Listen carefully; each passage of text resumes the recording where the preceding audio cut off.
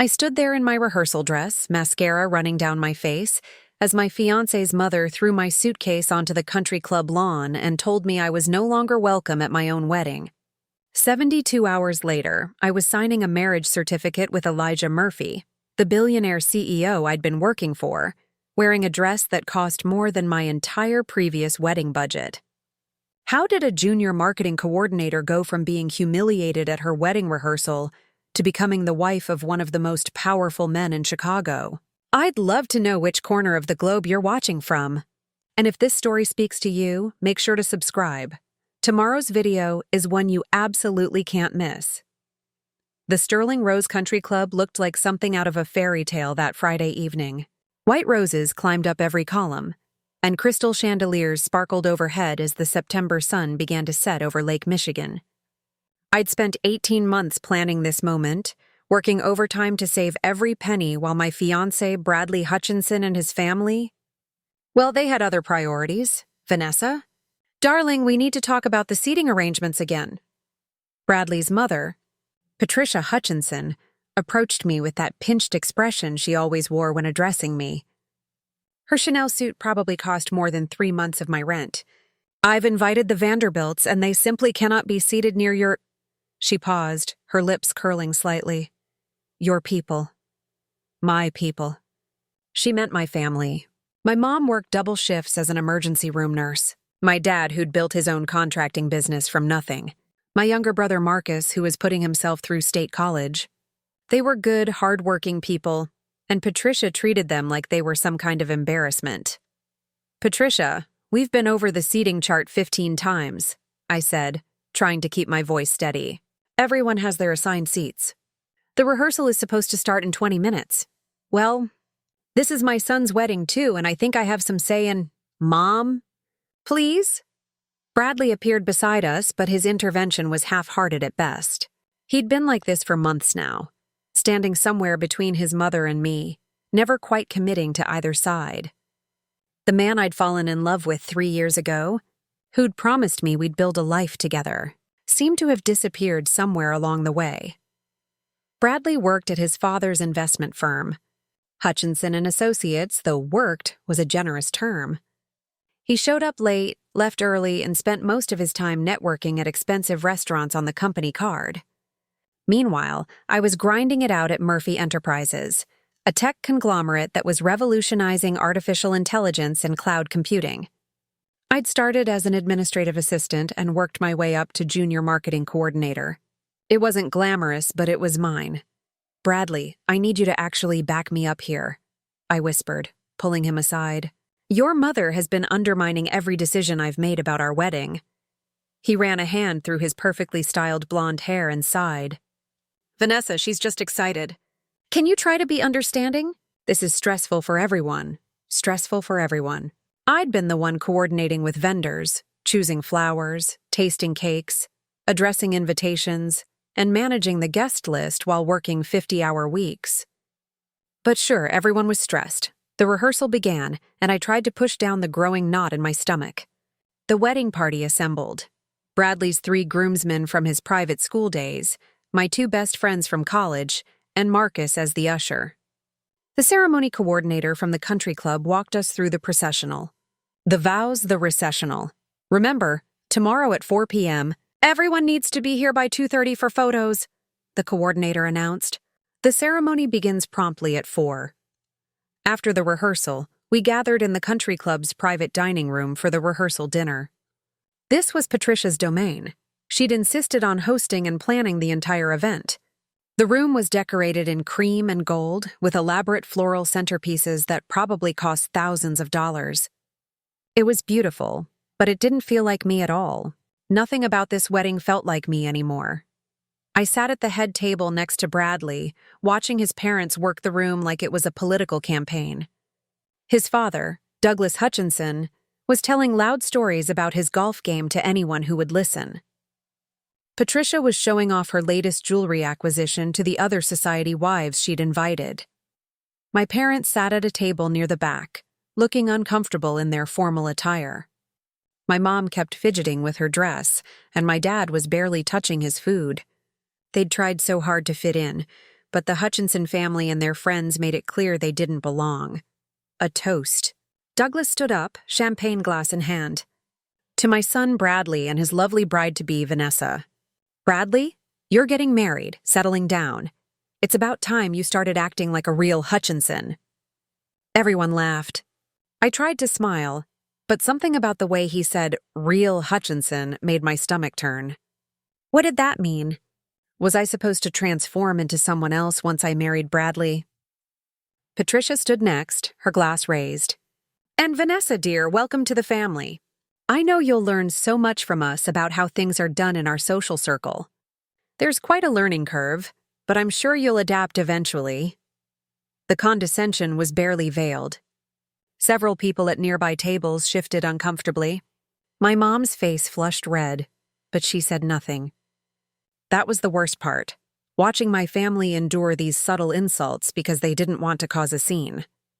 My best friend, Jasmine Chen, was supposed to give a toast next. She stood up looking nervous. Jasmine had been my roommate in college, and she knew me better than almost anyone. She'd also been increasingly worried about my relationship with Bradley over the past year. I've known Vanessa since we were 18 years old, Jasmine began.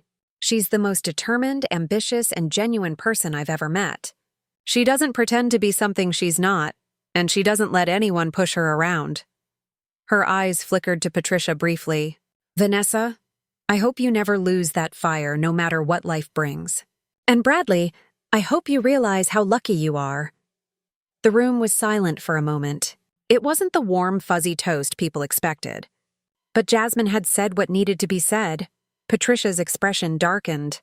She whispered something to Douglas, who whispered something to Bradley. I could see the chain reaction happening, but I didn't understand what it meant yet.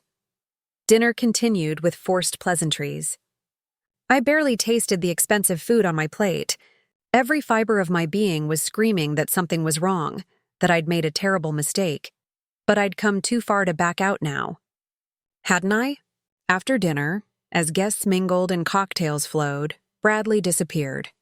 I found him outside on the terrace with his mother and father, their heads bent together in intense conversation. When I approached, they stopped talking immediately. What's going on? I asked. Bradley wouldn't meet my eyes. Patricia stepped forward, her expression cold and calculating. Vanessa, we need to discuss something in private. Bradley, Douglas, let's take this to the manager's office. My heart began to pound. Discuss what? The wedding is tomorrow. Everything is planned. Just come with us, Douglas said firmly. We walked through the country club to a small office near the reception area. The four of us crowded into the space, me standing near the door, Bradley leaning against the desk, and his parents positioned like prosecutors about to deliver a verdict. We've been doing some thinking, Patricia began, her voice sickeningly sweet, and we believe it's best if we postpone the wedding. The words hit me like a physical blow. Postpone? What are you talking about? The wedding is tomorrow. We don't think you're ready, Douglas said. You and Bradley come from very different backgrounds. Perhaps you need more time to understand what it means to be part of a family like ours. Bradley? I turned to my fiancé, waiting for him to defend me, to tell his parents they were being insane. Say something. He cleared his throat, finally looking at me. Maybe they have a point, Vanessa. Things have been tense lately. Maybe we rushed into this. Rushed? We've been together for 3 years. We've been engaged for 18 months. You're not the right fit, Patricia said bluntly, all pretense of sweetness gone. You don't understand our world, our expectations, our standards. Bradley needs someone who can be an asset to his career and our family's reputation. Someone who knows how to navigate high society, who comes from the right background. The right background. There it was, the real reason. I wasn't rich enough, wasn't connected enough, wasn't prestigious enough for the Hutchinson family. This is insane, I said, looking at Bradley. Tell them this is insane. But Bradley just stood there, silent and cowardly, letting his parents destroy our relationship without lifting a finger to stop them. The wedding is canceled, Douglas said with finality. We'll handle informing the guests and the vendors. You should collect your things and leave. Leave? My family is here? My friends are here, You're kicking me out? This is a private club, and we're members, Patricia said coldly. You're here as our guest, and we're revoking that invitation. The humiliation crashed over me in waves. Bradley, please. If you ever loved me at all. I think my parents are right, he said quietly, still not meeting my eyes. We're too different. This was a mistake. A mistake. 3 years of my life, 18 months of wedding planning, thousands of dollars I'd saved, all a mistake. And he couldn't even look at me while he said it. I felt tears burning my eyes, but I refused to cry in front of them. You're all cowards, I said, my voice shaking with rage and heartbreak. You're small, petty people who think money makes you better than everyone else. Bradley, I hope you enjoy the life your parents have planned for you, because you're too weak to ever live your own. I turned and walked out of that office with my head high, even though my heart was shattering into a million pieces. When I got back to the dining room, people were still drinking and laughing, unaware that the wedding had just been canceled. I found my parents and Marcus. We're leaving, I said quietly. Now. Honey, what happened? My mom asked, immediately seeing the distress on my face. I'll explain in the car. We just need to go. Jasmine and my other bridesmaid, Taylor Morrison, rushed over. Vanessa, what's wrong? A lot of love and effort went into bringing this story to life. If you're enjoying it, we'd be so grateful if you'd subscribe to our channel. Now back to where we left off. The wedding's off. They canceled it. They kicked me out. What? Jasmine's voice rose. They did. Let's just go, please. We were gathering our things when Patricia made her grand announcement.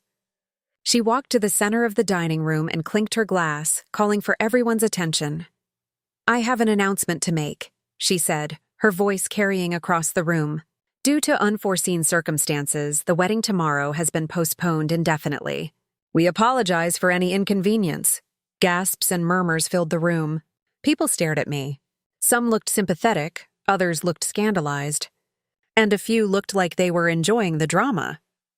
Furthermore, Patricia continued, and I knew something worse was coming.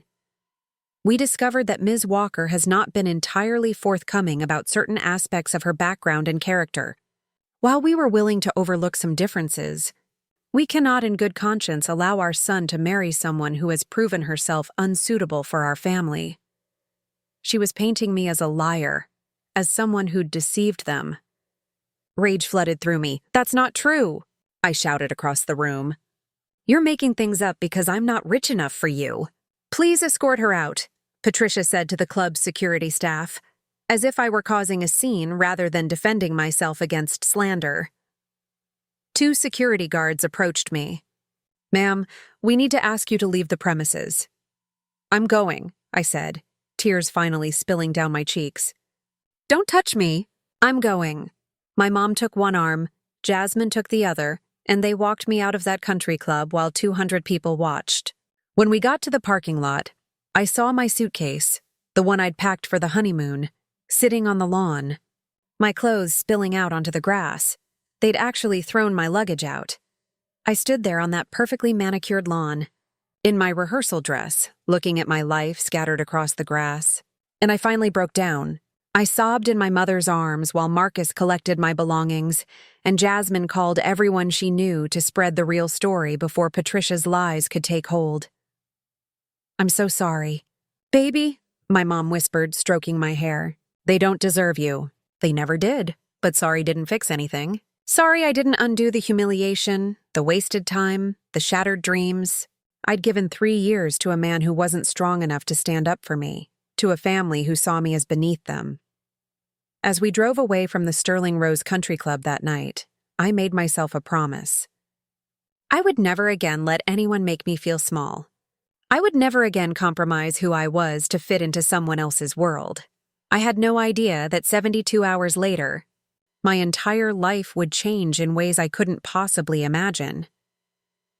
The weekend that was supposed to be my wedding instead became the weekend I discovered who I really was and who I was meant to be with. But first, I had to survive the aftermath of the worst night of my life. I woke up Saturday morning in my childhood bedroom. staring at the glow-in-the-dark stars I'd stuck to the ceiling when I was 12. My head throbbed from crying, my eyes were swollen, and for a blissful 3 seconds, I forgot what had happened. Then reality crashed back in. Today was supposed to be my wedding day. My phone had been buzzing non-stop since I'd turned it back on. 47 missed calls. Over 100 text messages. I scrolled through them with a sense of detachment, like I was reading about someone else's life falling apart. Bradley hadn't called. Not once, but plenty of other people had. Distant relatives asking what happened. College friends I hadn't spoken to in years suddenly became concerned. A few messages from coworkers at Murphy Enterprises who'd seen something on social media. And then there were the cruel ones. People from Bradley's social circle who'd apparently already chosen their side. One message from a woman named Brittany Ashford, who I'd met exactly twice at Hutchinson family events. Always knew you weren't good enough for Bradley. Gold digger, I almost laughed. Gold digger. I'd paid for half of everything myself, working overtime and skipping lunches to save money. But facts didn't matter to people like Brittany. They saw what they wanted to see. Jasmine had texted me around 2 a.m. Staying at Taylor's tonight. Come over when you wake up. Don't be alone today. We love you. I couldn't face them yet. Couldn't face the pity, the anger on my behalf, the inevitable question of, what are you going to do now? What was I going to do now? I had Monday off from work. It was supposed to be the start of my honeymoon.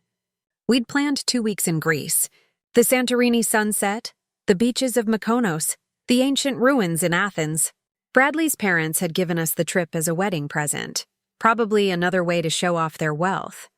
Now that trip would go to waste, or worse, maybe Bradley would take someone else. The thought made me feel sick. My mom knocked softly on the door. Honey? I made pancakes. Your favorite. I'm not hungry, Mom. I know. I'm coming in anyway. She entered with a plate stacked with chocolate chip pancakes and a cup of coffee. She set them on my old desk and sat on the edge of my bed, just like she used to when I was a teenager dealing with friendship drama or bad grades. I should have said something, she said quietly. At dinner last night, when that horrible woman made those comments, I should have defended you. Mom, no. You were being polite. That's what good people do. They don't cause scenes at someone else's event. I sat up, pulling my knees to my chest. I'm the one who should have walked away months ago. I saw all the red flags. I just kept thinking it would get better once we were married, once I proved myself to them. Oh, sweetheart. My mom's eyes filled with tears. You never had to prove anything. You're brilliant and kind and hardworking. Bradley was the lucky one. We both knew Bradley didn't feel lucky. He felt inconvenienced by his parents' demands and relieved they'd made the decision for him. What am I going to tell people at work? I asked. Everyone knew I was getting married this weekend. I requested time off. I talked about it for months. You tell them the truth, that it didn't work out. Anyone worth knowing will understand. But would they?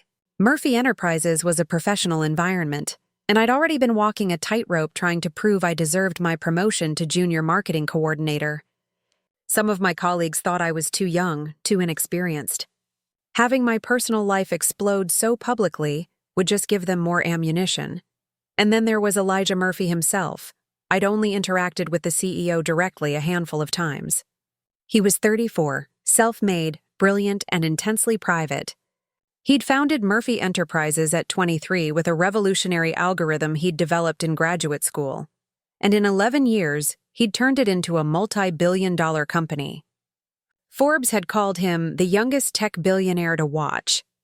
Business Insider had done a profile titled, "The Man Who Makes AI Human," but Elijah Murphy wasn't the typical Silicon Valley bro. He didn't do flashy interviews or post inspirational quotes on social media. He was quiet, strategic, and absolutely terrifying when he was disappointed in your work. I'd presented a marketing campaign to him 6 months ago for a new product launch. He'd sat through my entire presentation in silence, his dark eyes unreadable, his expression neutral. When I finished, he'd simply said, "The data analysis is solid. The creative execution needs work. Revise and resubmit by Friday." I'd worked 80 hours that week perfecting the campaign. When I presented the revised version, he'd approved it with a slight nod and the words, "This is better. Implement it." That campaign had increased product awareness by 37%. It had put me on the radar of senior management. It had also made me absolutely paranoid about impressing Elijah Murphy. Now I had to face him on Monday morning, knowing my personal life was a disaster. My phone rang. Unknown number. I almost didn't answer, but something made me pick up. Vanessa Walker? A woman's professional voice, yes? This is Caroline Price from the Sterling Rose Country Club. I'm calling to inform you that the Hutchinson family has requested we bill you for 50% of the rehearsal dinner costs, as the cancellation was your responsibility. My blood ran cold. Excuse me? The contract states that if the bride cancels within 72 hours of the event, she's responsible for 50% of... I didn't cancel anything. I exploded. They canceled. They kicked me out. They humiliated me in front of 200 people. According to our records and the statement provided by Mrs. Patricia Hutchinson, you were the one who called off the wedding due to, and I quote, personal reasons and cold feet. They were lying. They were actually lying to avoid paying for their own party. That's completely false, and you can tell Patricia Hutchinson that if she sends me a bill, I'll sue her for defamation and harassment. I have witnesses. Record this call. I never canceled anything. Ma'am, I'm just informing you of... I'm not paying for a party I was thrown out of. Send your bill to the people who actually hosted it. I hung up, shaking with rage. This was a new level of cruelty. It wasn't enough that they'd destroyed my wedding and my reputation. Now they wanted to financially devastate me too. I called Jasmine immediately. They're trying to bill me for the rehearsal dinner, I said without preamble. They told the country club I canceled, so now I'm supposedly responsible for thousands of dollars. What? Vanessa, that's fraud. You have witnesses. Your entire family was there, I know, but it's my word against theirs. And they're members of that club. They have connections, lawyers, and money. What do I have? The truth. And friends who will testify. Jasmine's voice was fierce. Come to Taylor's apartment. We're doing damage control. I've already been texting everyone who was at that dinner. People know what really happened. Social media? Some people posted about it, but I've been commenting on the real story. Patricia can spin whatever narrative she wants, but we're not letting her get away with it. I felt a surge of gratitude for my friends. I'll be there in an hour. After I hung up, I forced myself to eat the pancakes my mom had made. They tasted like cardboard, but I needed the energy. Then I showered, put on jeans and a sweatshirt, and tried to make myself look less like someone whose life had imploded. When I arrived at Taylor's apartment in Lincoln Park, I found not just Jasmine and Taylor, but also Marcus and my dad. What are you all doing here? I asked. Family meeting, my dad said gruffly. We're handling this Hutchinson situation. Marcus had his laptop open, typing furiously. I'm documenting everything. Every witness, every conversation, every text message. If they try to sue you or spread lies, we'll have a timeline proving what actually happened. I also called our lawyer. My dad added, Jim Patterson. He said if they try to bill you for anything, he'll send them a cease and desist letter immediately. I felt tears welling up again, but this time from gratitude rather than grief. You guys don't have to... Yes, we do, Taylor interrupted. Because you'd do the same for any of us. Now sit down. We have work to do. For the next 3 hours we worked. Marcus compiled evidence. Taylor helped me draft an email to the wedding vendors, explaining the situation and requesting refunds where possible. Jasmine managed social media, making sure the truth was visible to anyone searching for information. My dad talked to his lawyer friend about legal protection around 3 p.m., what should have been 1 hour. Before my wedding ceremony, my phone buzzed with a call from a number I recognized. Murphy. Enterprises main line, my stomach dropped. It's work, I told the group. Why would they be calling me on Saturday? Answer it, Jasmine urged. Hello? Ms. Walker? This is Amanda Pearson, Mr. Murphy's executive assistant. Her voice was crisp and professional. Mr. Murphy would like to see you in his office Monday morning at 8 a.m. sharp. Please confirm you'll be available. M. That was before the regular workday started. Yes, I'll be there. Is everything okay? Mr. Murphy will discuss that with you Monday. Have a good weekend, Ms. Walker. She hung up before I could ask any more questions. Everyone was staring at me. That was Elijah Murphy's assistant, I said slowly. He wants to see me Monday morning. Before anyone else gets in? Why? Taylor asked. I have no idea. But when the CEO summons you personally, it's never good. My hands were trembling. What if he heard about what happened? What if he thinks I'm unprofessional? What if I'm getting fired? You're not getting fired, Jasmine said firmly. You're one of their best employees. You told me you got a performance bonus last quarter. That doesn't matter if he thinks I'm a liability. I felt panic rising in my chest. This is it. I'm losing my job. I've lost my fiancé, my wedding, my reputation, and now I'm losing my career too. Vanessa, breathe, my dad commanded. You don't know what this meeting is about. Don't catastrophize, but I couldn't help it. Everything was falling apart at once, and the one stable thing in my life, my job, my career, my professional identity, was suddenly in jeopardy. The rest of Saturday passed in a blur. I went through the motions, pretending to be okay while my mind spun worst-case scenarios. That evening, I returned to my apartment for the first time since Friday morning. The place felt haunted. Wedding gifts were stacked in the corner, waiting to be opened. My wedding dress hung in the closet, still in its protective bag. Bridal magazines sat on the coffee table. Everywhere I looked, I saw reminders of the future I'd planned and lost. I couldn't stay there. I grabbed a bag, threw in clothes and toiletries, and went back to my parents' house. I'd figure out the apartment situation later. Right now, I just need to survive. Sunday was worse than Saturday. The reality that Bradley was truly gone set in. I kept expecting him to call, to apologize, to tell me he'd made a mistake. But my phone stayed silent. Around 6 p.m., I finally broke down and looked at his social media. His Instagram was public, and my heart stopped when I saw his most recent post from 2 hours ago. It was a photo of him at a yacht party with friends, champagne glass raised, big smile on his face. The caption, surrounded by real ones. Grateful for family and friends who always have my back. New beginnings, new beginnings. Less than 48 hours after destroying me, he was partying and celebrating new beginnings. The comments were even worse. His friends congratulated him on dodging a bullet and making the right choice.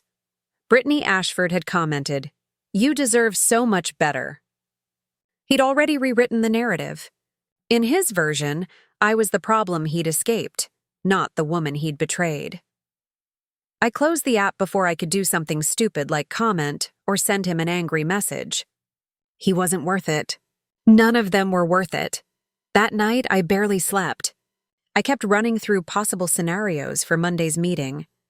Maybe it wasn't about my personal life at all.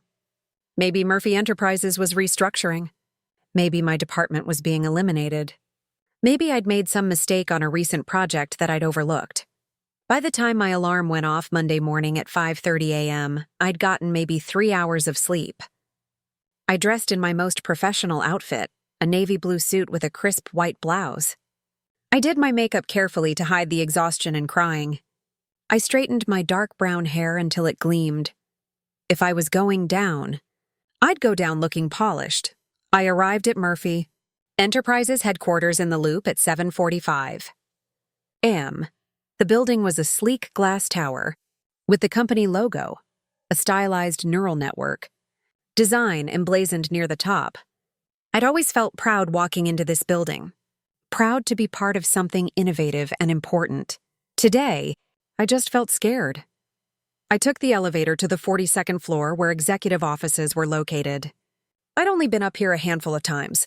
The reception area was empty this early, but Amanda Pearson sat at her desk outside Elijah Murphy's office, perfectly composed despite the hour. "Ms. Walker," she greeted me with a professional smile. "You're punctual. Mr. Murphy appreciates that. He's just finishing a call. Please have a seat." I sat in one of the modern chairs in the waiting area, my hands clasped tightly in my lap. Through the frosted glass walls, I could see Elijah Murphy's silhouette as he paced while talking on the phone. 5 agonizing minutes passed. Then Amanda's desk phone buzzed. "Send her in!" Elijah's voice came through the speaker. "Mr. Murphy will see you now," Amanda said. Gesturing to the door, I stood, smoothed my skirt, and walked toward whatever fate awaited me on the other side of that door. This was it. The moment that would determine whether I still had a career or if I'd lost everything. I opened the door and stepped into Elijah Murphy's office, completely unprepared for what he was about to tell me. Elijah Murphy's office was nothing like I expected. I'd imagined cold minimalism, steel and glass, maybe some pretentious modern art. Instead, the space was warm. Floor-to-ceiling bookshelves lined 2 walls, filled with everything from computer science textbooks to classic literature. A vintage Persian rug covered the hardwood floor. Large windows overlooked Lake Michigan, the morning sun casting golden light across the water. Elijah stood by those windows, his back to me, hands in the pockets of his perfectly tailored charcoal suit. He was tall, over 6 feet, with dark hair and the kind of commanding presence that made every room feel smaller. "Ms. Walker, thank you for coming in early." He turned to face me, and I was struck by how tired he looked. Dark circles shadowed his gray eyes, and there was a tension in his jaw that suggested he hadn't slept much either. "Please, sit." I took one of the leather chairs facing his desk, my heart hammering against my ribs. He remained standing, which somehow made the power dynamic even more intimidating. "I'm aware of what happened this weekend," he said without preamble. "Your canceled wedding. The incident at the Sterling Rose Country Club." My face burned with humiliation. Of course he knew. Probably everyone knew by now. "Mr. Murphy, I can assure you that my personal situation won't affect my work performance. I'm completely committed to—" He held up a hand, stopping me mid-sentence. "I'm not concerned about your work performance. Your track record speaks for itself." He moved to his desk, pressed a button on his phone. "Amanda, hold all my calls for the next hour." "An hour? What could possibly require an hour of discussion?" Elijah sat down across from me, his expression unreadable. "What I'm about to tell you is highly confidential. Before we continue, I need your word that this conversation stays between us." "Of course," I said, completely confused about where this was going. I'm being blackmailed. Whatever I'd expected him to say, it wasn't that. I stared at him, speechless. "6 months ago, I was briefly involved with someone," he continued, his voice measured and calm, as if he were discussing quarterly earnings rather than blackmail. "Catherine Whitmore. She's the daughter of Senator Richard Whitmore. The relationship ended after 3 weeks when I realized she was more interested in the publicity and my money than anything genuine. I knew the name. Senator Whitmore was a powerful figure in Illinois politics, known for his conservative family values platform." "Catherine didn't take the breakup well," Elijah said. "She's been trying to get back together for months. Last week, she approached me with an ultimatum. Either I marry her, or she'll release fabricated evidence suggesting I engaged in insider trading and corporate espionage. She has connections to certain journalists and regulators who would be happy to investigate, even if the charges are baseless." "That's insane," I breathed. "Can't you just sue her? Get a restraining order?" "It's not that simple. Her father is Senator Whitmore. Any public legal battle would create exactly the kind of scandal she's threatening, whether or not her allegations have merit. The damage to my company's reputation would be catastrophic. We're in the middle of negotiating a merger with a European tech firm worth billions. One whiff of scandal and that deal collapses." I was beginning to understand, but I still didn't know why he was telling me this. "Catherine gave me until this Friday to agree to an engagement," Elijah continued. "She wants a society wedding, photo spreads in magazines, the whole performance. She believes that once we're married, she'll have access to my assets and social status permanently. That's extortion. Yes, and I need a way out." He leaned forward, his gray eyes locked on mine with an intensity that made my breath catch. "Which brings me to why you're here, Ms. Walker. I have a proposal for you." "A business proposal!" My mind raced, trying to connect the dots. "I don't understand." "I need a wife. Immediately. Someone Catherine can't compete with. Someone whose sudden marriage to me would be believable enough to neutralize her threats. If I'm already married, her leverage disappears. The pieces clicked into place and my stomach dropped. You want to marry me? I said slowly. That's what this is about. A temporary arrangement, he clarified. A marriage in name only. We'd maintain the appearance of a relationship for 1 year, long enough to handle the merger and ensure Catherine moves on. After that, we divorce quietly. In exchange, I'll compensate you generously. I couldn't breathe. This couldn't be real. Why me? Several reasons. First, your recent public humiliation creates a perfect narrative. The woman who was rejected by old money finds happiness with new money. It's a story the media will love, which gives our sudden marriage credibility. Second, you work for my company, so we have a professional connection that explains how we grew close. Third, you've demonstrated discretion and intelligence in your work. I trust you to handle this arrangement professionally. You trust me? I laughed, a slightly hysterical sound. You barely know me. I know your work. I know you rebuilt that entire marketing campaign in under a week because you refuse to present anything less than excellent. I know you stay late when projects demand it. I know you don't gossip or play office politics. He paused. And I know you were planning to take 2 weeks off for a honeymoon in Greece that's no longer happening. How did you? I pay attention to my employees. Ms. Walker, especially the promising ones. He pulled a folder from his desk drawer and slid it across to me. This is the contract. Take your time reading it. The compensation section is on page 4. With shaking hands, I opened the folder. The contract was thorough. Pages of legal language outlining expectations, boundaries, and terms. Then I reached page 4 and saw the number, $5 million. I read it 3 times to make sure I wasn't hallucinating. $5 million for 1 year of marriage, plus a penthouse apartment in a luxury building downtown for the duration of the arrangement, plus a monthly allowance for wardrobe and expenses, plus complete healthcare coverage. I couldn't even find words. Fair compensation for your time and the disruption to your life, Elijah said matter-of-factly. You'd be giving up your privacy, your freedom to date anyone else for a year, and potentially subjecting yourself to media scrutiny. That deserves substantial payment, but why so much? You could find someone else who'd do this for less. Because I need someone I can trust to maintain professionalism, and I need someone who won't get emotionally invested in the arrangement. The high compensation ensures you take this seriously as a business transaction. His eyes narrowed slightly. It also ensures you have financial security after we divorce. I looked into your situation, Ms. Walker.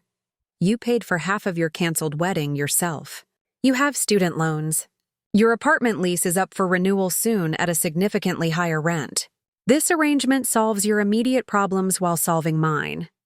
He'd researched me. Thoroughly. It should have felt invasive, but instead, it felt strangely considerate. He'd structured the offer to actually help me, not just use me. There are conditions, he continued. You'd need to move into my penthouse immediately. We'd claim we've been secretly seeing each other for months and decided to marry quickly. You'd attend social events with me as needed, play the role of devoted wife in public. In private, we maintain separate bedrooms and separate lives. No romantic or physical relationship. This is purely business. What about my job? You'd transition to a senior marketing director position, a promotion you've earned regardless of this arrangement. You'd report directly to the CMO instead of your current manager. That removes any appearance of impropriety or favoritism related to our marriage. He'd thought of everything. This wasn't some impulsive plan. He'd carefully constructed a solution that benefited both of us while protecting his company and my career. When would we... I couldn't even say the word. This Friday. I have a judge who owes me a favor. We'd have a private ceremony, just the 2 of us and necessary witnesses. Then we'd announce it publicly over the weekend. I've already drafted a press release about our whirlwind romance and surprise elopement. Friday, 4 days away, less than a week after my wedding to Bradley was supposed to happen. People will think I'm insane, I said. Marrying my boss less than a week after my relationship ended? People will think you were smart enough to recognize what you deserved and bold enough to seize it. Believe me, Ms. Walker, the narrative will control. You'll be the woman who traded a weak man from old money for a powerful man who actually values you. It was manipulation, but it was brilliant manipulation. He was offering me not just money, but revenge. The chance to show Bradley and his awful family that I'd landed on my feet. No, that I'd soared. I need time to think about this, I said. You have until Wednesday at 5 p.m. to decide. If you agree, we'll handle the legal paperwork Thursday. Ceremony Friday afternoon. He stood, signaling the meeting was ending. I know this is unconventional, Ms. Walker, but I'm not asking you to love me or even like me. I'm asking you to enter a mutually beneficial business arrangement with clear terms and generous compensation. Read the contract carefully. Consult a lawyer if you want. I'll provide a recommendation if you need one. Then make whatever decision is best for you. I stood as well, clutching the folder. Mr. Murphy, can I ask you something? Of course. Why are you really doing this? You're a billionaire. You could fight Catherine Whitmore in court, hire the best lawyers, weather any scandal. Why go to these lengths?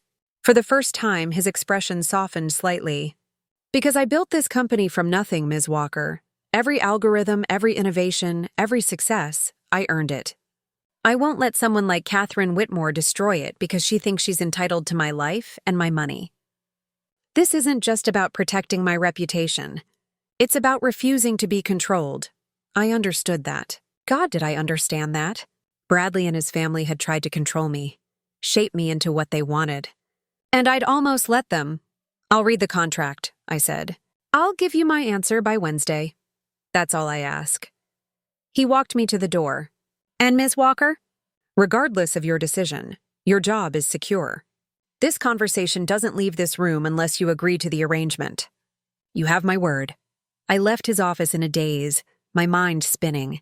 Amanda gave me a knowing look as I passed her desk, and I wondered just how much she knew about her boss's situation. The elevator ride down to my floor felt surreal. I was supposed to start my workday, attend meetings, respond to emails, and act normal. But how could anything be normal when I was holding a contract to marry a billionaire? I made it to my desk, logged into my computer, and stared blankly at my screen. My coworker, Derek Martinez, rolled his chair over. Hey, Vanessa. How was the wedding? Wait. He stopped, noticing my expression. You okay? The wedding got canceled, I said automatically. Long story. I'm fine. Oh man, I'm sorry. That's rough. He looked genuinely sympathetic. If you need anything... Thanks, Derek, I appreciate it. He rolled back to his desk, and I was grateful he didn't push for details. I opened the contract folder and began reading every single word, my heart pounding with each paragraph. By lunch, I'd read it 3 times. By the end of the workday, I'd made notes on every clause. That evening, I took it to my dad's lawyer friend, Jim Patterson, and had him review it thoroughly. This is the most ironclad contract I've ever seen, Jim said, looking impressed. Whoever drafted this wanted to make sure both parties were protected. You get the $5 million no matter what, even if the marriage ends early due to circumstances beyond your control. You retain all rights to your own property and assets. There's even a clause protecting you from any debts or legal issues he might incur during the marriage. So you think it's legitimate? Absolutely. And frankly, Vanessa, this could change your life. $5 million? That's generational wealth. That's never worrying about money again. That night, I sat in my childhood bedroom with the contract spread across my bed. Part of me thought this was crazy. Marrying a man I barely knew for money, even temporarily, felt like something out of a movie rather than real life.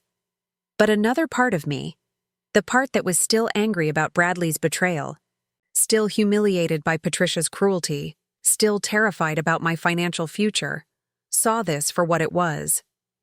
An opportunity, not just for money, though that was life-changing, but an opportunity to take control of my own narrative, to show everyone who doubted me that I was worth more than they'd ever recognized, to prove to myself that I could be bold enough to make an unconventional choice.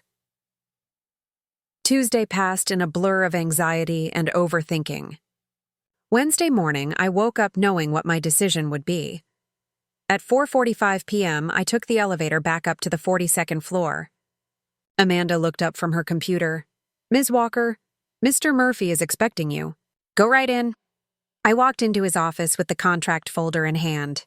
Elijah stood by his windows again, watching the sun begin to set over the lake. "Mr. Murphy," I said, my voice steady despite my racing heart. "I've made my decision." He turned to face me, his expression carefully neutral, giving nothing away. "I'll do it," I said. "I'll marry you." The hint of a smile crossed his face. "Then we have an agreement, Ms. Walker. Or should I start calling you Vanessa?" "Vanessa is fine." "Elijah," he said. "If we're going to be married, even temporarily, we should probably use first names." I nodded, the reality of what I'd just agreed to crashing over me. In less than 48 hours, I would be Mrs. Elijah Murphy, and somehow, that felt less terrifying than the future I'd almost had as Mrs. Bradley Hutchinson. Thursday morning felt like stepping into someone else's life. I arrived at a downtown law office at 9 a.m., where 3 attorneys were waiting with a stack of documents that needed signatures. Elijah was already there, looking composed in a navy suit, scrolling through his phone. "Good morning," he said, standing when I entered. There was something different about his demeanor, less formal, though still professional. "Coffee?" "Please. Black." He poured it himself from a carafe on the side table, which surprised me. I'd expected an assistant to handle such tasks. He handed me the cup and our fingers briefly touched. His hands were warm. The lead attorney, a woman named Margaret Chen, guided us through each document. Prenuptial agreement, marriage license application, updated beneficiary forms, non-disclosure agreements, financial disclosures. The pile seemed endless. This clause here, Margaret pointed to a section in the prenup, protects both parties' assets acquired before and during the marriage. Ms. Walker, everything you earn or inherit remains solely yours. The same applies to Mr. Murphy. The $5 million compensation is classified as payment for services rendered as a consultant, not as a marital asset. Services rendered? I raised an eyebrow. "Legal language," Elijah said smoothly. "It keeps everything clean for tax purposes and the eventual divorce. You're essentially being employed as my wife for 1 year." It sounded cold when phrased that way, but I appreciated the clarity. No illusions, no false romance. Just a transaction. We signed document after document. My hand was cramped by the time we finished. Margaret collected everything into a briefcase. "The marriage license will be ready this afternoon," she said. "I'll file it at City Hall personally. Judge Morrison is expecting you tomorrow at 2 p.m. at his private chambers. The ceremony will take approximately 15 minutes. 15 minutes to get married." My wedding to Bradley was supposed to last 45 minutes with a full Catholic Mass. The irony wasn't lost on me. After the lawyers left, Elijah checked his watch. "We need to go shopping." "Shopping?" "You need a dress for tomorrow. And we need wedding rings." He said it so casually, as if buying wedding rings was equivalent to picking up groceries. "I've cleared my schedule by 3 p.m. There's a boutique on the Gold Coast that's expecting us." An hour later, I found myself in an exclusive bridal boutique I'd never have dared enter on my own. The owner, an elegant woman named Simone, greeted Elijah like an old friend. "Mr. Murphy, always a pleasure. And you must be the bride." She looked me over with a practiced eye. "I have several options pulled for you. When Amanda called yesterday with your measurements, I knew exactly what would work." She led me to a private fitting room where 6 dresses hung on display. Not the massive ball gowns I'd looked at for my wedding to Bradley. These were sophisticated, elegant, dresses for a woman rather than a girl playing princess. I tried on each one while Simone and her assistant fussed over fit and style. Elijah waited outside the fitting area, working on his laptop. It was surreal, trying on wedding dresses while my future husband reviewed quarterly reports. The 5th dress stopped me cold. It was ivory silk, sleeveless with a subtle V-neck, fitted through the bodice and flowing into a graceful knee-length skirt. Simple, timeless, elegant. When I looked in the mirror, I saw a woman I almost didn't recognize. Confident, sophisticated, ready for whatever came next. "That's the one," Simone declared. It's perfect for you. I stepped out to show Elijah. He looked up from his laptop, and for a moment, something flickered across his face. Surprise, maybe appreciation. Then his professional mask slipped back into place. It suits you, he said simply. We'll take it. He didn't even ask the price. Simone beamed and whisked the dress away for final alterations, promising to deliver it to my apartment by evening. Next came the jewelry store. Not just any jewelry store, Cartier on Michigan Avenue. The moment we walked in, a manager materialized. Mr. Murphy, welcome. Your assistant mentioned you'd be coming in. I have the private viewing room prepared. We were escorted to a luxurious room in the back, where velvet-lined trays of wedding bands awaited us. The manager discreetly left us alone. Choose whatever you like, Elijah said, studying the men's bands. Don't worry about the price. I looked at the rings sparkling under the lights. Any one of them cost more than I used to make in 6 months. I'd chosen my ring for Bradley from a chain jewelry store at the mall, spending hours agonizing over whether the half-carat diamond was too extravagant. My fingers hovered over a simple platinum band with small diamonds set flush around the circumference. Elegant but not ostentatious. It felt right. This one, I said. Elijah nodded. Good choice. Classic. He selected a matching platinum band for himself, wider and plain. We should probably wear them starting tomorrow. Get used to them. People notice when wedding rings look too new. Details. He thought of every detail. The manager returned to seize the rings. We can have these ready by tomorrow morning. I'll have them delivered to your office. Mr. Murphy. Back in Elijah's car, a sleek black Tesla that drove itself while we sat in the back, I finally voiced the question that had been nagging at me. Your family. Don't they need to know about this? His expression darkened. I don't have a family. My parents died in a car accident when I was 19. I have a younger sister, Melissa, but we're not close. She made some choices I couldn't support, and we haven't spoken in 5 years. I'm sorry. I didn't know. It's not public knowledge. I prefer it that way. He was quiet for a moment. What about your family? Do they know? Not yet. I'm telling them tonight. My stomach twisted at the thought. They're going to think I've lost my mind. Probably, he agreed. But ultimately, it's your decision. You're an adult. You don't need their permission. He was right, but that didn't make it easier. That evening, I gathered my parents and Marcus in their living room and dropped the bomb. I'm getting married tomorrow.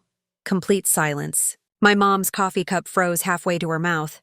My dad's newspaper crinkled in his grip. Marcus just stared. Married, my mom finally said. To who? Elijah Murphy, my boss. The CEO of Murphy Enterprises. More silence. Then Marcus burst out laughing. Good one, Van. Really had us going there for a second. I'm not joking. I pulled out my phone and showed them a photo of Elijah from a recent Forbes article. We've been seeing each other quietly for a few months. After what happened with Bradley, we decided not to wait anymore. The lies came easier than I expected. Elijah and I had rehearsed the story that afternoon. A few months? My dad's voice was dangerously quiet. You were engaged to Bradley a few months ago. I know how it looks. But Bradley and I were wrong for each other. I realized that before the wedding fell apart. Elijah is different. He sees me as an equal. He respects me. He wants me to succeed. All technically true, even if the context was fabricated. Vanessa Marie Walker, my mom said, using my full name like she did when I was in trouble. You cannot marry a man you barely know just days after your heart was broken. This is rebound. This is you trying to prove something to Bradley and his horrible family. Maybe it started that way, I admitted, sticking to the script. But it's real, Mom. I know it's fast. I know it seems crazy. But sometimes you just know when something is right. He's a billionaire, Marcus said suspiciously. What does a billionaire want with... He stopped himself, but the implication hung in the air. What does someone like him want with someone like you? He wants a partner, not a trophy, I said firmly. And I want someone who doesn't treat me like I'm beneath them. You met Bradley's family. You saw how they treated us. Elijah isn't like that. My dad stood up and paced. I need to meet him. Before you marry him. Tomorrow morning. I'd anticipated this. He's expecting your call. He wants to meet you too. Properly. I handed my dad a business card with Elijah's private number. He'll answer. The conversation went on for 2 more hours. My parents cycled through shock, concern, anger, and finally reluctant acceptance. They couldn't stop me. I was 26 years old. But they could voice their worries. Just promise me something, my mom said as I was leaving. Promise me you're doing this for the right reasons. Not out of hurt or anger or revenge. I hugged her tight. I promise I know what I'm doing. At least that part wasn't a lie. I knew exactly what I was doing, making a calculated decision to change my life. Friday morning, my dad called Elijah at 7 a.m. I wasn't present for that conversation, but my dad later told me it lasted 45 minutes. Whatever Elijah said must have been convincing because when my dad hung up, he looked thoughtful rather than angry. He's smart, my dad admitted, and he seems genuine about respecting you. But Vanessa, this is still crazy. I know. And you're sure? I'm sure. At 1 p.m., I put on the ivory dress. Jasmine and Taylor came over to help with my hair and makeup. They knew the truth. I told them everything the night before. They'd reacted with shock, concern, and then fierce support. $5 million, Taylor kept repeating. Vanessa, that's life-changing money. You could pay off your student loans, buy a house, invest, never worry again. It's more than the money, Jasmine said, styling my hair into soft waves. It's about taking control after Bradley made you feel powerless. I get it. At 1:45 p.m., Elijah's car arrived. Not a limo. That would have been too ostentatious. Just his Tesla with a driver. I slid into the back seat, my heart hammering. Judge Morrison's private chambers were in a historic building downtown. We were met by Amanda, who would serve as one witness, and Elijah's head of security, a man named Thomas Reeves, who would be the other. Elijah wore a dark gray suit that probably cost more than my entire wardrobe.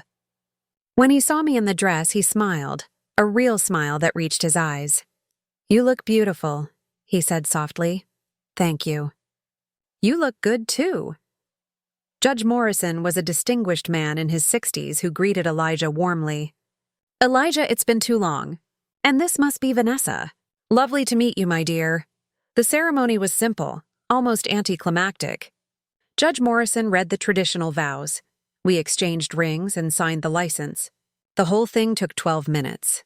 By the power vested in me by the state of Illinois, I now pronounce you husband and wife. You may kiss the bride. Elijah and I looked at each other. We'd discussed this moment.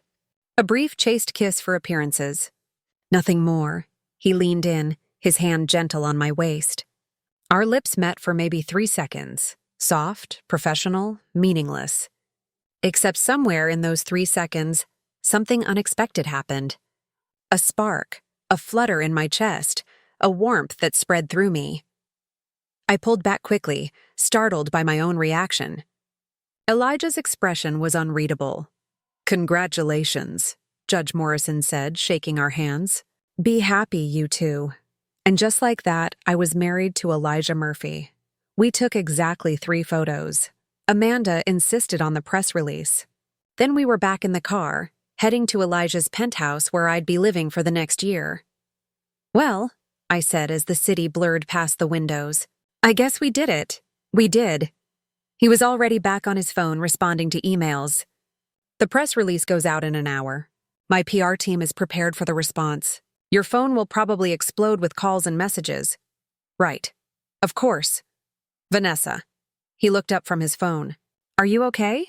I'm married to a man I barely know. I'm about to be all over the news. My ex-fiancé is going to lose his mind. But yeah, I'm okay. I laughed, slightly hysterical. I'm better than okay. I'm Mrs. Elijah Murphy. For the next year, he reminded me.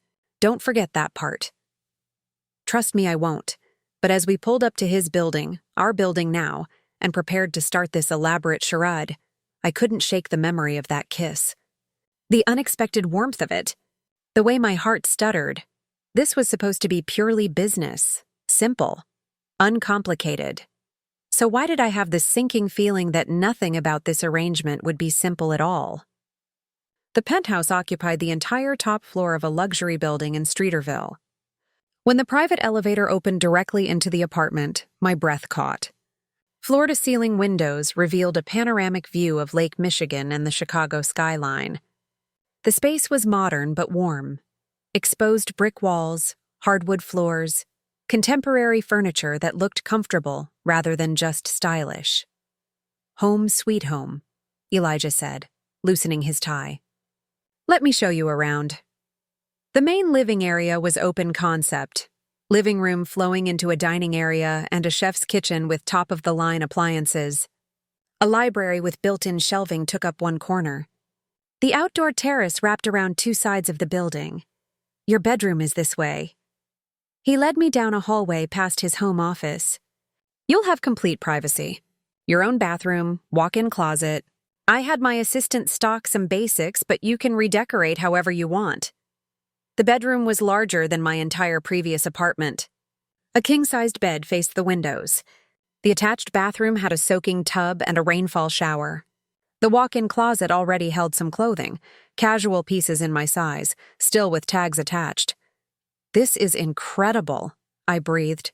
"It's yours for the next year. Make yourself comfortable." He checked his watch. "The press release goes live in 10 minutes. You should probably call your family first. Give them a heads up before they see it online." Right. The announcement that would tell the world Elijah Murphy had secretly married an unknown marketing coordinator. I pulled out my phone and called my mom. "It's done," I said when she answered. "We're married, and you're about to see it all over the news." "Oh, honey." She sounded worried rather than excited. "Are you sure you're okay?" "I'm okay, Mom, I promise. Just, when people start calling you, stick to the story. We've been dating secretly for months. We got married quickly because we didn't want to wait. That's it." After I hung up, I called Jasmine and Taylor to warn them too. Then I sat on my new bed in my new bedroom in my new husband's penthouse and waited for the chaos to begin. It started exactly at 3 p.m. My phone began buzzing nonstop. Text messages flooded in. Social media notifications went wild. I opened Twitter and saw the headline already trending.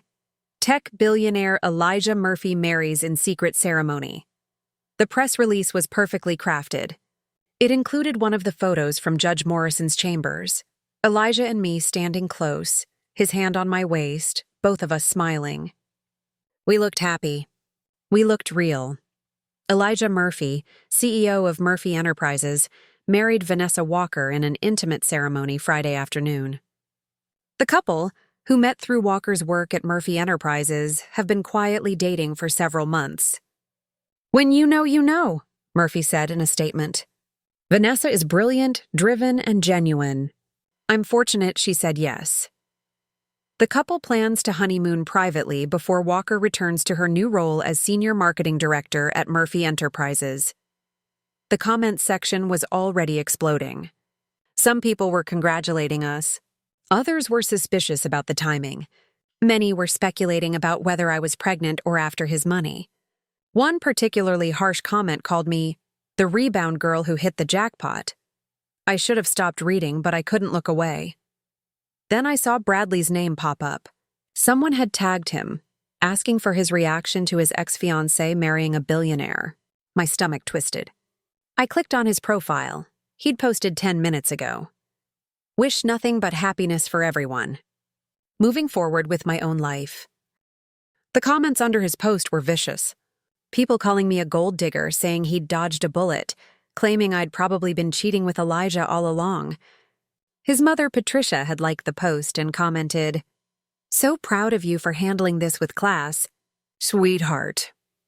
Class. As if she hadn't publicly humiliated me and thrown my luggage on the lawn. A knock on my bedroom door interrupted my spiraling. "Vanessa? May I come in?" "Yeah." Elijah entered, now changed into jeans and a casual button-down. It was jarring seeing him in normal clothes. He looked younger, more approachable. He sat in the chair by the window, maintaining respectful distance. "You're reading the comments," he observed. "Don't. They don't matter. Easy for you to say. You're not being called a gold digger and a homewrecker."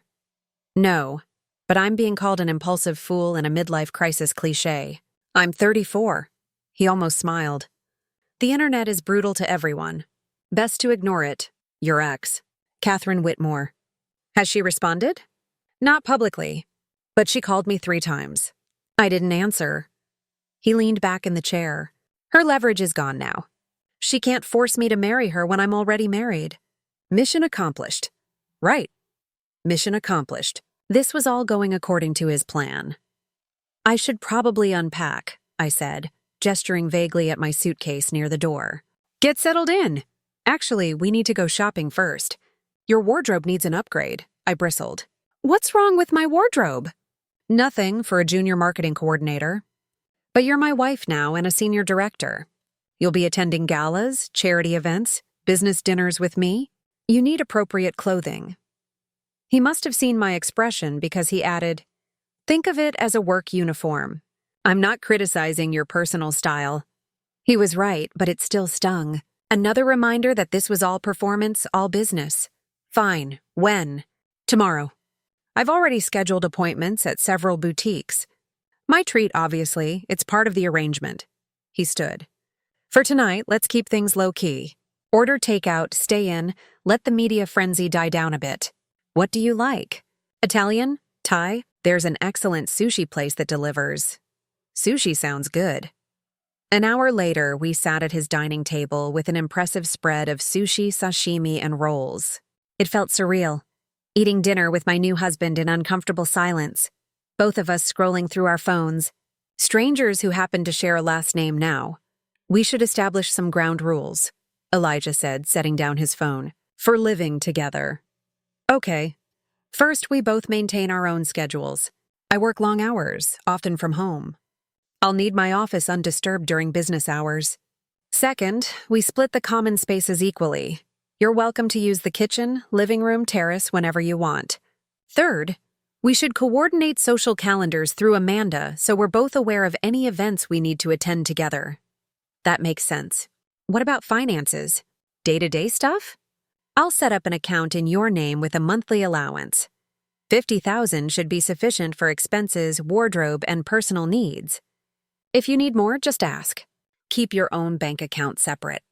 The $5 million will be deposited after our first anniversary, but you'll receive monthly payments of $20,000 starting next week as part of your consulting fee. $20,000 a month. I tried not to show how staggering that amount was. We should also discuss boundaries, he continued. Physical boundaries. This is a marriage in name only.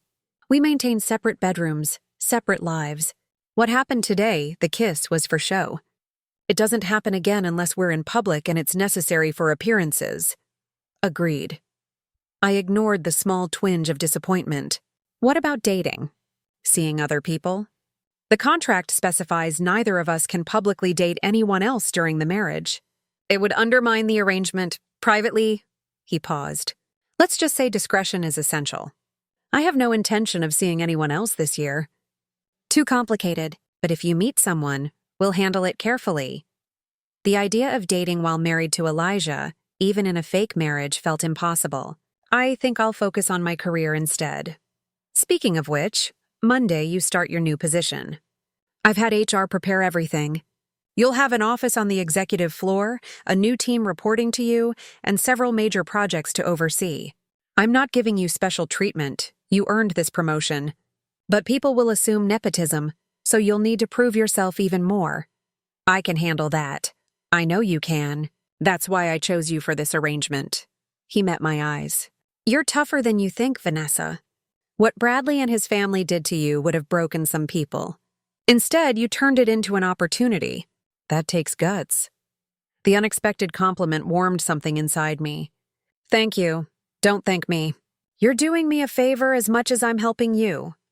He cleared the takeout containers. I have some work to finish tonight. Feel free to explore the apartment, watch TV, whatever you want. Tomorrow we'll be busy. After he disappeared into his office, I explored my new home. I found the library filled with books. Not just business texts, but fiction, history, philosophy. The kitchen was fully stocked. The terrace had comfortable furniture and heat lamps for Chicago's cool evenings. I stood outside, looking at the glittering city below, and felt the weight of what I'd done settling over me.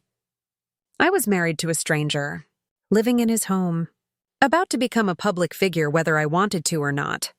My phone buzzed. A text from an unknown number.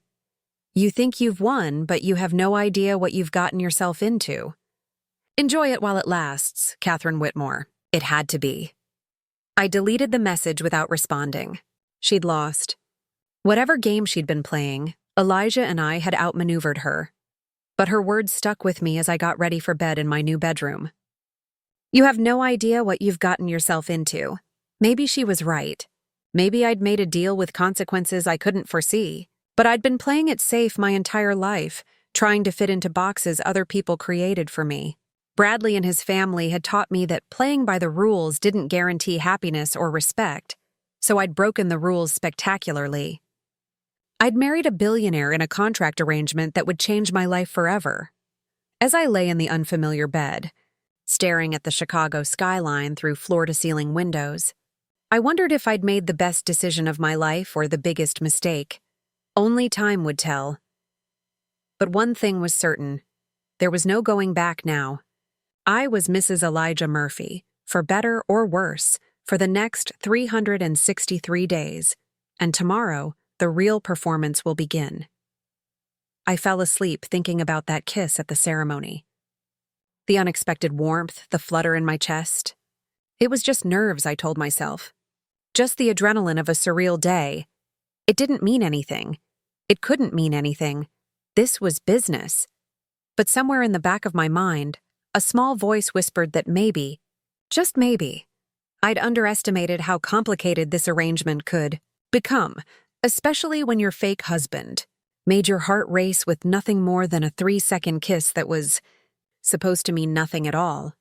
Saturday morning, I woke to sunlight streaming through windows I'd forgotten to cover. For a disorienting moment, I couldn't remember where I was. Then it all came rushing back. The penthouse, the marriage, Elijah. I grabbed my phone. 7:23 a.m., 217 new notifications. I silenced it and padded to the kitchen, hoping to find coffee. Elijah was already there, dressed in running clothes, reading something on his tablet while an espresso machine hissed and gurgled. He looked up when I entered. Morning. Coffee's ready. Mugs are in the cabinet above the machine. No awkwardness, no discomfort. Just a simple greeting, as if we'd been living together for years instead of one night. Thanks. I poured myself a cup, added cream. You're up early. I run every morning at 6. 40 minutes along the lakefront. Help me think. He studied me for a moment. You look tired. Didn't sleep well? Strange bed? Strange apartment. Strange husband. I tried to make it sound light, but it came out more honest than intended. The corner of his mouth twitched. Fair enough. It'll get easier. We have shopping appointments starting at 10, so you have time to relax. There's a gym on the building's amenity floor if you want to work out, or the tub in your bathroom has jets if you prefer. A bath sounds perfect, actually. Good. Oh, and Vanessa? He set down his tablet. My mother's jewelry. It's in the safe in my office.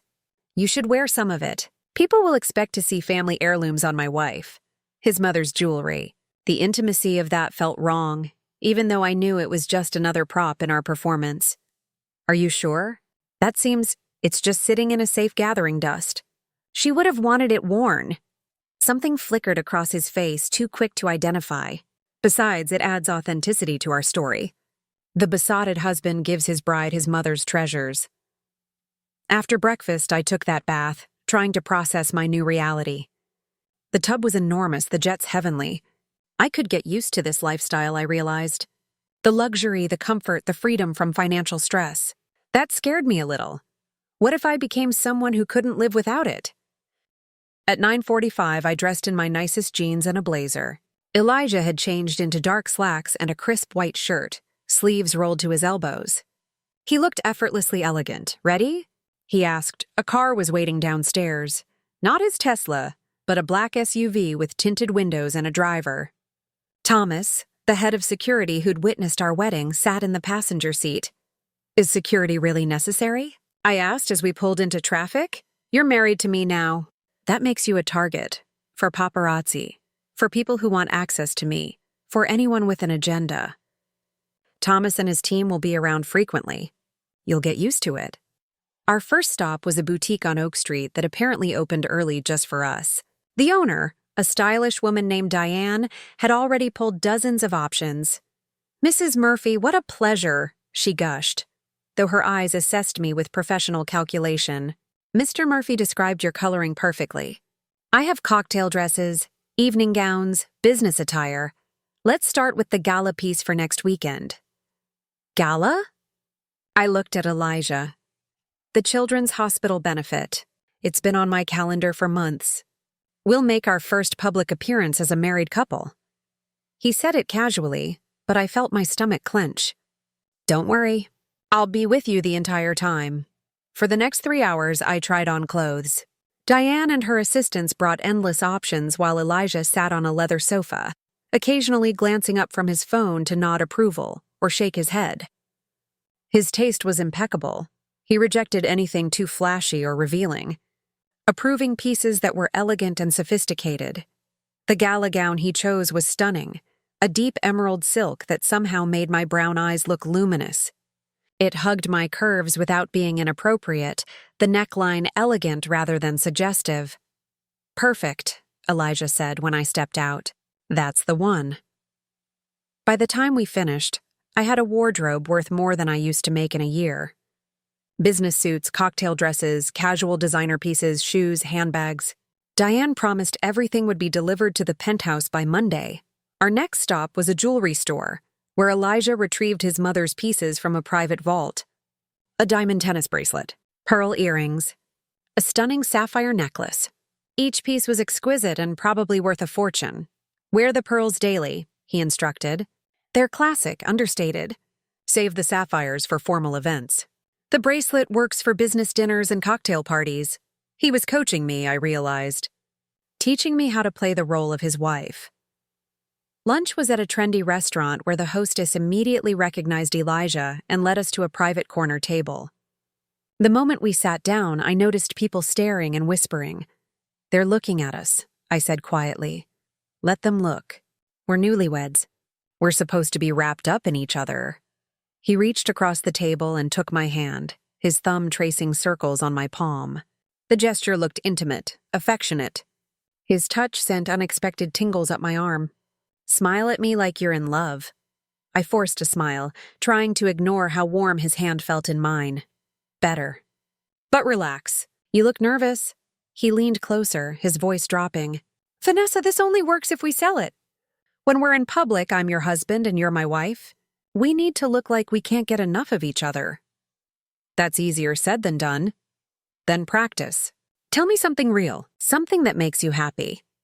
I blinked at the unexpected request. Books. I love getting lost in a good story. And hiking. There's a trail near Starved Rock State Park where you can see waterfalls. I go there when I need to think. I've never been there." He was still holding my hand, still playing the role, but his expression seemed genuinely interested. "What else?" "I play piano. Not well, but I enjoy it. My mom made me take lessons as a kid and I hated it then, but now I miss it. I haven't had access to a piano since I moved out. There's a piano at my lake house in Wisconsin. You're welcome to play it whenever we're up there." He paused. "We'll need to spend a few weekends there over the summer. For appearances. Newlyweds retreating to their romantic getaway." "Right. Appearances." I'd almost forgotten this was all performance. The waiter arrived with our food, and Elijah finally released my hand.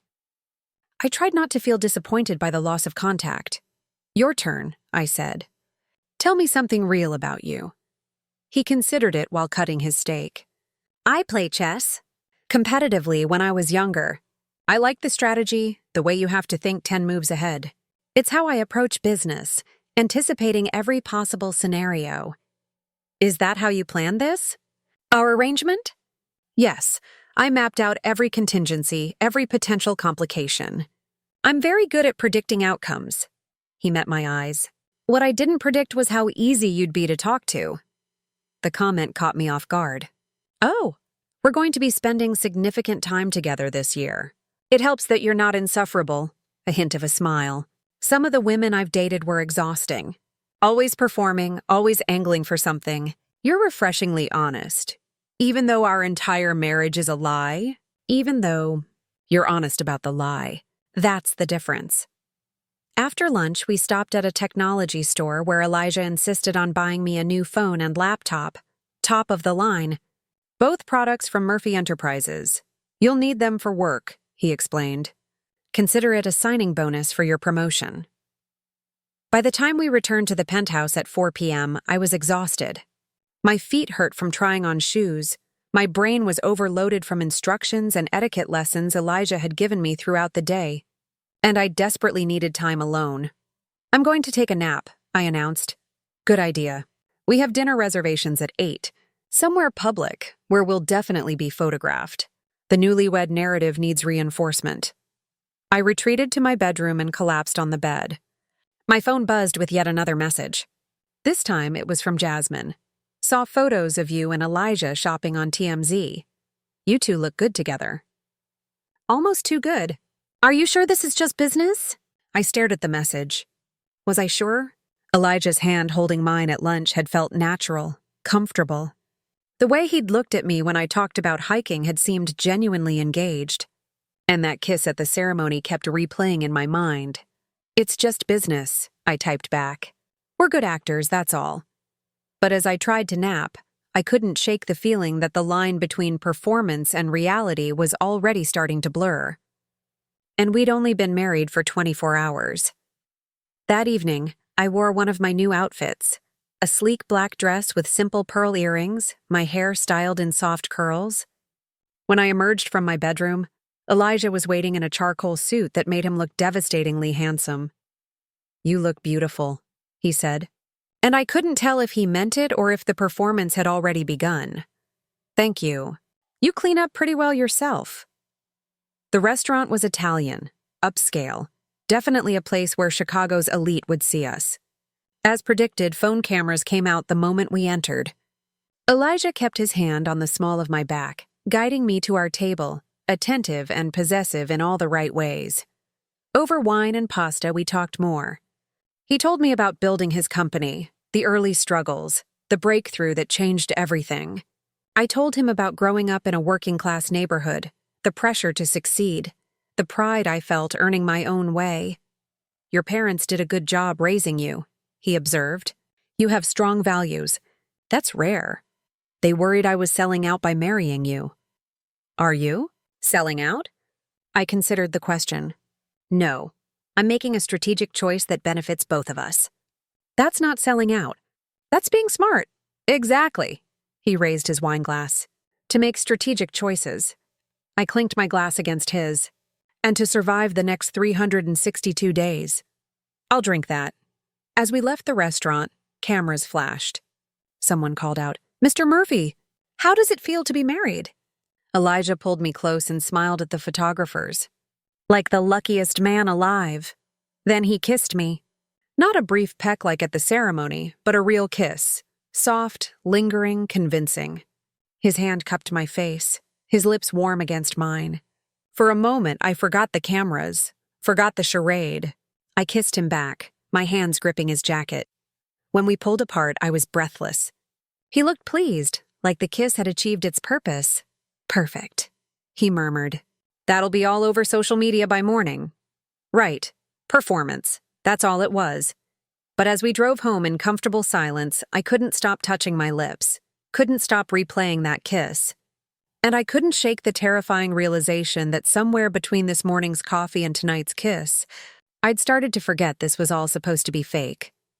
The Children's Hospital benefit gala arrived faster than I expected. I stood in front of my bedroom mirror, adjusting the emerald gown one last time. The woman staring back at me looked polished, confident, expensive. Nothing like the girl who'd been thrown out of her wedding rehearsal just a week ago. A week. That's all it had been. 7 days since my life imploded. 7 days since I'd become Mrs. Elijah Murphy. A knock on my door. Vanessa? We need to leave in 5 minutes. I opened the door to find Elijah in a tuxedo, looking like he'd stepped out of a magazine. His eyes swept over me and something flickered in their gray depths, Appreciation, maybe more. You're stunning, he said softly. Then, more businesslike. Ready to face the wolves? As ready as I'll ever be. The ballroom at the Four Seasons was glittering with Chicago's elite. Crystal chandeliers, champagne flowing, designer gowns everywhere I looked. As we entered, conversations paused. Heads turned. The whispers started immediately. Elijah's hand found mine, his grip reassuring.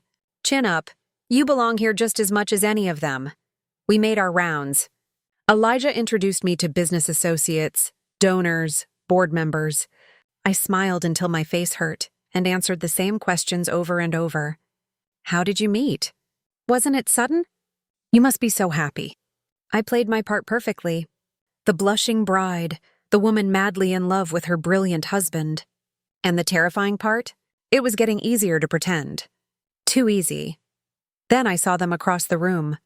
Bradley, Patricia, Douglas, the entire Hutchinson family, dressed to the nines, holding court near the bar. My hand tightened on Elijah's arm. He followed my gaze and understood immediately. Do you want to leave? He asked quietly. No. The word came out fiercer than I intended. I want them to see me. I want them to see what they lost. A slow smile crossed his face.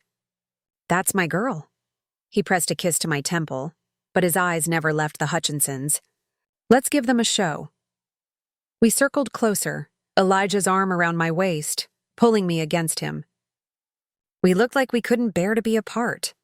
When we were close enough that the Hutchinsons couldn't miss us, Elijah stopped to talk with a prominent philanthropist, positioning us directly in their line of sight. I felt Patricia's glare like a physical thing. Bradley's face had gone pale. Douglas looked uncomfortable. Elijah Murphy, someone said behind us. Congratulations on your marriage. We turned to find Senator Richard Whitmore, a practiced smile on his face. And beside him, looking like she'd swallowed glass, was Catherine Whitmore. The air crackled with tension. This was the woman who'd tried to blackmail Elijah into marriage. Now she had to stand here and pretend to be gracious about his marriage to someone else. Senator Whitmore, Catherine. Elijah's voice was cordial but cool. Thank you. May I introduce my wife, Vanessa? Charming, Catherine said, her smile not reaching her eyes. She looked me up and down dismissively. How fortunate for you, landing someone like Elijah.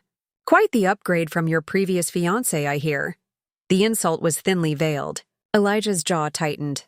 Actually, I'm the fortunate one, he said smoothly. Vanessa could have had anyone. She chose me. That makes me the luckiest man in this room.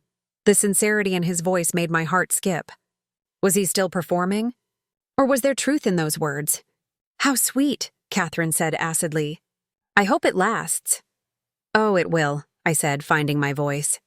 I looked up at Elijah, letting real emotion show in my eyes. The gratitude, the growing affection, the confusing feelings I'd been trying to ignore. When you find someone who sees you for who you really are and values that, you don't let them go. Elijah's eyes locked on mine, and for a moment, everyone else disappeared. The ballroom, the gala, Catherine, the Hutchinsons, all of it faded. There was just him, looking at me like I'd said something profound. Excuse us, he said abruptly to the Whitmores. I'd like to dance with my wife. He led me to the dance floor as a slow song began. His hand settled on my waist, mine on his shoulder, our other hands clasped between us. We swayed to the music, close enough that I could smell his cologne, feel the warmth of his body. Thank you, he murmured, for what you said to Catherine. You didn't have to defend me like that. Yes, I did. We're a team, remember? For the next 355 days. Right. The arrangement. Something in his voice sounded off. Vanessa, I need to tell you something. My heart was hammered. What? This past week, living with you, getting to know you. It's been... He paused, seeming to struggle for words. It's been easier than I expected. Better than I expected. You're not what I thought you'd be. What did you think I'd be? A transaction. A solution to a problem. But he pulled me slightly closer. You're becoming a friend. Maybe more than a friend. And that wasn't part of the plan. I couldn't breathe. Was he saying what I thought he was saying? Elijah, I know. The contract specifies this is temporary, business only, and I'll honor that if that's what you want. But I need you to know, these feelings I'm developing, they're real. The way I look at you, the way I want to spend time with you, the way that kiss outside the restaurant felt, none of that is performance anymore. The music swirled around us. Other couples danced nearby, oblivious to the moment happening in their midst. I'm scared, I whispered. What if this is just rebound? What if I'm confusing gratitude for something else? What if you're not? He searched my face. What if this is real? What if we could turn this arrangement into something genuine? Before I could answer, someone cleared their throat beside us. We turned to find Bradley, looking miserable in his tuxedo. Vanessa, can we talk? No, Elijah said flatly. Please. Just 5 minutes. Bradley's eyes were red-rimmed. I need to apologize. Elijah looked at me, letting me decide. I nodded. 5 minutes, I said. Outside. We stepped onto the terrace overlooking the Chicago River. Bradley shoved his hands in his pockets, unable to meet my eyes. I was a coward, he said. You were right about everything. I let my parents control me. I didn't stand up for you. I destroyed the best thing in my life because I was too weak to fight for it. Why are you telling me this now? Because seeing you with him, seeing how happy you look, how confident, I realized what I lost. You were never the problem, Vanessa. I was. My family was. And I threw you away like you meant nothing. Tears pricked my eyes, but not from sadness. From closure. From finally hearing the words I'd needed. You're right. You were a coward. And you did lose the best thing in your life. I straightened my shoulders. But I didn't lose anything. I gained everything. Elijah sees my worth. He respects me. He makes me feel like an equal, not a charity case he's trying to improve. Do you love him? The question hung in the air. Did I? Could I after just 1 week? I'm falling for him, I admitted. I didn't plan to. It was supposed to be simple. But nothing about Elijah Murphy is simple. And yes, Bradley, I think I could love him. Maybe I already do. Saying it out loud made it real. Terrifyingly, wonderfully real. Then I'm happy for you, Bradley said. And he sounded like he meant it. Truly, you deserve someone who fights for you. I never did. He clearly does. We said goodbye. Not as enemies, but as two people who'd once cared for each other and had grown into different futures. It felt like closing a chapter I'd been clinging to out of fear rather than love. When I returned inside, Elijah was waiting near the terrace doors, watching me with concerned eyes. You okay? Better than okay. I took his hand. Bradley apologized. And I realized something important. What's that? That what I felt for him was comfortable and safe. What I feel for you is terrifying and exhilarating and probably completely insane, considering we've known each other for a week. I squeezed his hand. But it's also real. You were right. This stopped being a performance for me too. Relief and something deeper. Hope, maybe, flooded his expression. So what do we do about it? We could renegotiate the contract. He laughed, the sound warm and genuine. Renegotiate how? Instead of 1 year of fake marriage, we try 1 year of real marriage. See where it goes. No pressure, no expectations beyond giving this us an actual chance. And if it doesn't work out? Then we divorce as planned, and at least we tried. But Elijah, I think it might work out. I think we might be something extraordinary if we let ourselves. He pulled me into his arms right there in the ballroom, uncaring who saw. I think you might be right. Then he kissed me, and this time there was no performance, no cameras, no audience we were trying to convince. Just two people who'd found each other in the most unlikely circumstances and decided to take a chance on something real. When we pulled apart, I was breathless and smiling. Around us, people were staring and whispering, but I didn't care. Let them talk. Let them speculate. The only opinion that mattered was standing in front of me, looking at me like I was the best thing that had ever happened to him. Take me home, I whispered. Our home. Gladly, Mrs. Murphy. As we left the gala, I caught a glimpse of Patricia Hutchinson's shocked face and Catherine Whitmore's furious expression. They'd both tried to control their narratives, manipulate outcomes, force people into boxes that suited them. They'd both failed. Because sometimes life doesn't go according to plan. Sometimes you get kicked out of your wedding rehearsal by cruel people who never deserved you. Sometimes you make a crazy deal with a billionaire to solve his problems while fixing your own. Sometimes a business arrangement turns into something that feels like fate. And sometimes, if you're very lucky, you discover that the life you thought you wanted was nothing compared to the life you didn't. A know you needed 3 months later, Elijah and I renewed our vows in a real ceremony with our families present. My parents cried. Marcus gave a toast about how his sister had always been too smart to settle for less than she deserved. Jasmine and Taylor stood beside me as my bridesmaids, thrilled that the fake marriage had become genuine. We didn't need the contract anymore. We tore it up together, laughing as we threw the pieces off our terrace into the Chicago wind. No more business arrangements, Elijah said, pulling me close. Just us. Just real. Just real, I agreed, kissing him as the sun set over Lake Michigan. I'd walked into his office that Monday morning expecting to be fired. Instead, I'd found a partnership, a purpose, and eventually, a love I'd stopped believing existed. Bradley Hutchinson had done me the biggest favor of my life when he let his family cancel our wedding. He'd freed me to find something infinitely better.